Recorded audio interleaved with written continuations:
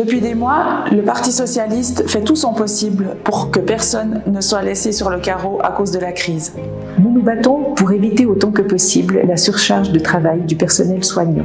Et pour une rémunération correcte au vu de leurs énormes efforts. Nous nous sommes battus pour que les personnes qui sont au chômage partiel touchent 100% de leur salaire si elles ont des bas salaires. Et pour éviter que les chômeurs n'arrivent en fin de droit. Nous nous battons pour que les PME qui sont empêchées de travailler puissent avoir une compensation pour leurs charges sociales fixes. Et pour que les entreprises concernées n'aient pas à supporter toutes seules leur loyer impayable. Nous nous battons pour que les travailleurs indépendants puissent recevoir un revenu de remplacement.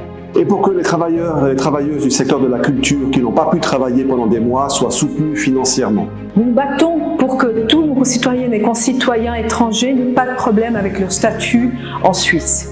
Et pour que toutes celles et ceux qui vivent dans la précarité et qui sont hors du système, eh bien, ils puissent enfin recevoir de l'aide sociale. Nous nous battons pour que les transports publics et les médias puissent continuer de remplir leur mission de service public. Et pour que les crèches et structures de l'enfance, dont on a enfin reconnu le rôle de service public, soient soutenues. Nous nous battons pour que les terribles conditions des camps de réfugiés au sud de l'Europe soient améliorées et surtout qu'ils puissent enfin être évacués.